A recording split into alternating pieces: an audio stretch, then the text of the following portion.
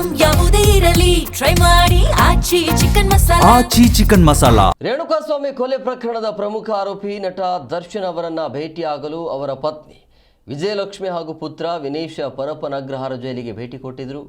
Supreme ಕೋರ್ಟಲ್ಲಿ ಜಾಮೀನು ಸಿಗದೆ ತೀವ್ರ ಬೇಸರಗೊಂಡಿರುವ ದರ್ಶನ್ ಮನವಿಯ ಮೇರೆಗೆ ಜೈಲು ಅಧೀಕ್ಷಕರು ವಿಶೇಷ ಒಳ ಸಂದರ್ಶನಕ್ಕೆ ಅವಕಾಶವನ್ನು ಕಲ್ಪಿಸಿಕೊಟ್ಟಿದ್ರು. ಇವತ್ತು ಏನೆಲ್ಲ ಚರ್ಚೆ ಆಗಿರಬಹುದು ಅಂದರೆ ಗಂಡ ಹೆಂಡತಿ ಮಧ್ಯೆ ಆಗಿರಬಹುದು.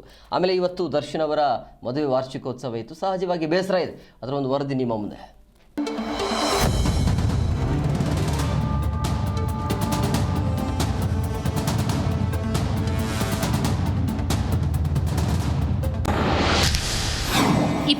ನೇ ವರ್ಷಕ್ಕೆ ಕಾಲಿಟ್ಟ ದರ್ಶನ್ ವಿಜಯಲಕ್ಷ್ಮಿ ದಾಂಪತ್ಯ ಜೀವನ.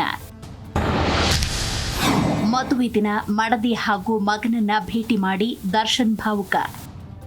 ಸುಪ್ರೀಂ ಕೋರ್ಟ್ನಲ್ಲಿ ನಟ ದರ್ಶನ್ಗೆ ಬೇಲ್ ನಿರಾಕರಣೆ ಹಿನ್ನೆಲೆಯಲ್ಲಿ ಜೈಲಿನ ಒಳ ಸಂದರ್ಶನಕ್ಕೆ ಅನುಮತಿ ಕೋರಿ ಅರ್ಜಿ ಸಲ್ಲಿಸಿದ್ದ ಪತ್ನಿ ವಿಜಯಲಕ್ಷ್ಮಿಗೆ ವರ ಸಿಕ್ಕಿದೆ. ಹಲವು ತಿಂಗಳಿಂದ ಸಾಮಾನ್ಯರಂತೆ ಭೇಟಿ ಮಾಡಿ ಬರ್ತಾ ಇದ್ದ ವಿಜಯಲಕ್ಷ್ಮಿ ತಮ್ಮ ಮಗನ ಜೊತೆ ಒಳ ಸಂದರ್ಶನಕ್ಕೆ ಹೋಗಿದ್ರು. ಮಗ ಒಳ ಹೋಗುತ್ತಿದ್ದಂತೆ ಮಗನನ್ನ ನೋಡಿದ ದರ್ಶನ್ ಮಗನನ್ನ ಅಪ್ಪಿ ಮುದ್ದಾಡಿ ಕಣ್ಣೀರು ಹಾಕಿದ್ದಾರೆ ಎನ್ನಲಾಗಿದೆ. ಸಾಮಾನ್ಯವಾಗಿ ಜೈಲಿನಲ್ಲಿರುವ ಕೈದಿಗಳಿಗೆ ಕಟ್ಟುನಿಟ್ಟಿನ ನಿಯಮಗಳಿರುತ್ತೆ.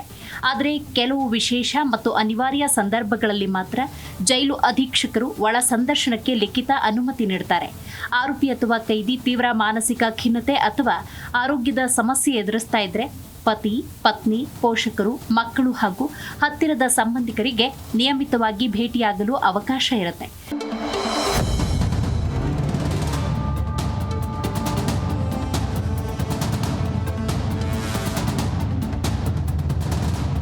ಇನ್ನು ಸುಪ್ರೀಂ ಕೋರ್ಟ್ನಲ್ಲಿ ಜಾಮೀನು ನಿರಾಕರಣೆ ಆದಾಗಿನಿಂದ ನಟ ದರ್ಶನ್ ತೀವ್ರ ಬೇಸರ ಹಾಗೂ ಮಾನಸಿಕ ಖಿನ್ನತೆಗೆ ಒಳಗಾಗಿದ್ರು ಎನ್ನಲಾಗಿದೆ.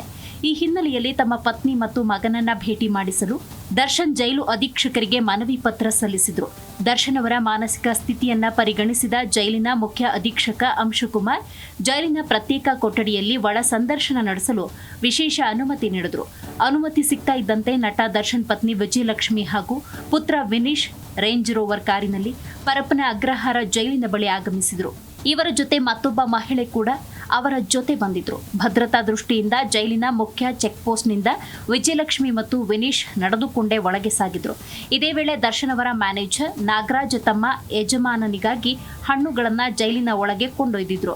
ಜೈಲಿನ ಪ್ರತ್ಯೇಕ ಕೊಠಡಿಯಲ್ಲಿ ದರ್ಶನ್ ಅವರನ್ನ ಭೇಟಿಯಾಗಿ ಸುದೀರ್ಘ ಮಾತುಕತೆ ನಡೆಸಿದ ಪತ್ನಿ ವಿಜಯಲಕ್ಷ್ಮಿ ಹಾಗೂ ಮಗ ವಿನೀಶ್ ಭೇಟಿಯ ನಂತರ ತೀವ್ರ ಬೇಸರ ಹಾಗೂ ಭಾವುಕರಾಗಿ ಪರಪ್ಪನ ಅಗ್ರಹಾರ ಜೈಲಿನಿಂದ ಹೊರಟು ಹೋದ್ರು.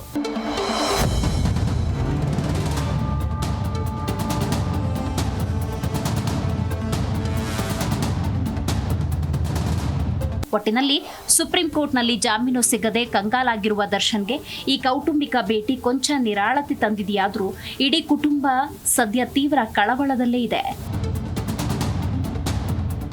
ಮೂರ್ತಿ, ಜಿ ಕನ್ನಡ ನ್ಯೂಸ್, ಆನೇಕಲ್.